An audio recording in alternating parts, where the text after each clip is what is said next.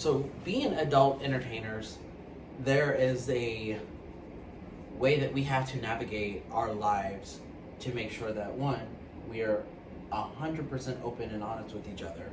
It only works if it's 100%. Yeah, so he goes and does his shoots, and I could be at home where I live and not do anything for almost a month. Like this month, what is this, June? I did one scene, and it happened to be with you, which I'm not complaining. And that's part of why I'm trying to get him out here to the West Coast, so that way he can work a little bit more. West Coast boys work more. That's true, but it's trust. I mean, we have to navigate the trust. Not only trust, but not just trust with us, but it's hard because we have to trust our screen partners also.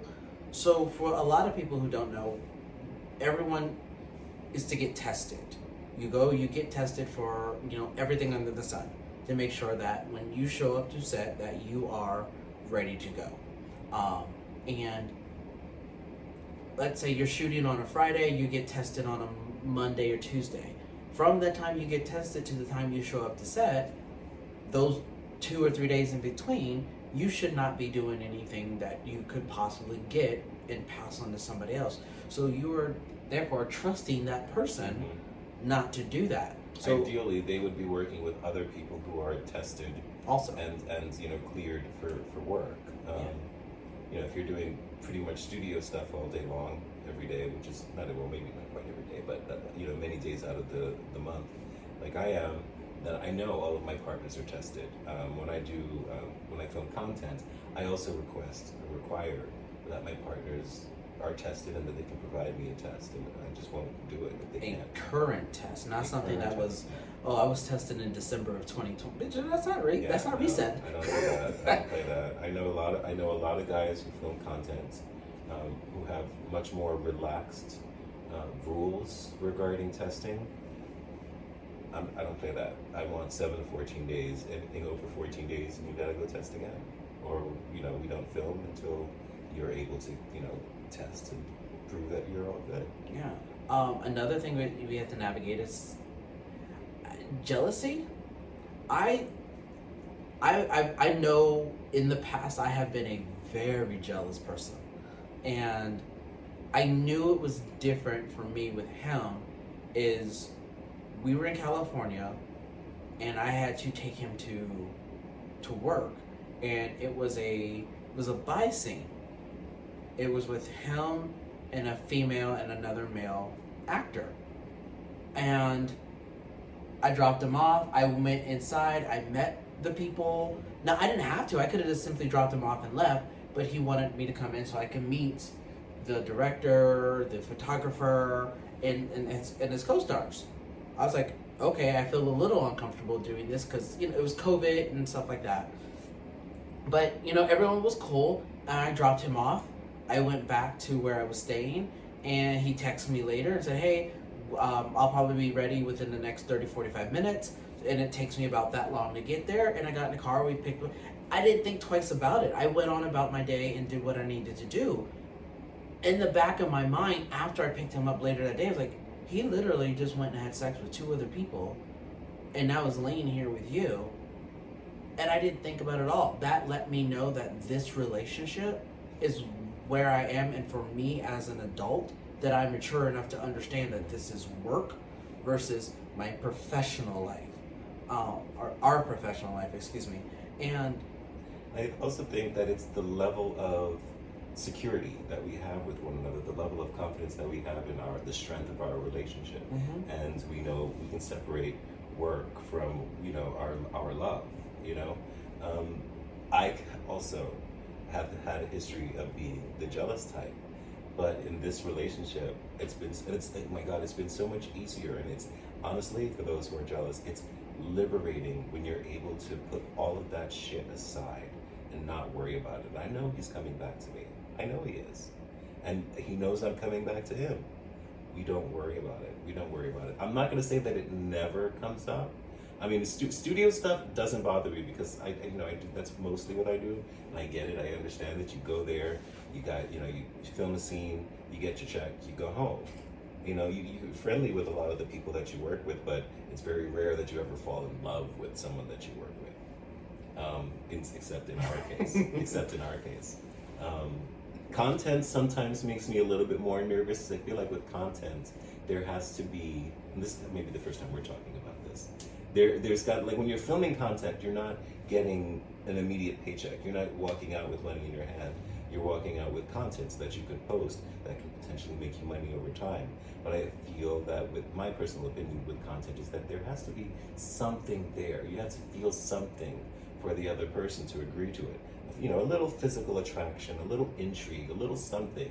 And so that sometimes content makes me a little nervous, but still, I sit there and I have that conversation with myself. Dude, you know what this is. You know he loves you. You love him. This is going to be just fine. And I'm able to soothe myself and move on. And that, wow, that's a liberating feeling, to be able to have that conversation with myself and solve that problem. And then just be happy to see him when he comes home. That's interesting. I never really thought about that as. I honestly think, for like, you've done a couple of things of content, and it's never crossed my mind that way. I honestly looked at content as studio work. Mm-hmm. I know, and yeah, I agree with you. You're not getting a paycheck or getting paid immediately, but over time it can trickle in. And I never thought about it because I never questioned our love. Mm-hmm. I never thought about it like, oh my God, he's gonna go shoot with so and so and he's gonna fall. The only question I ever have is, oh, who is this person? Because I'm horrible with names. If for those of you who know me, I'm horrible with names.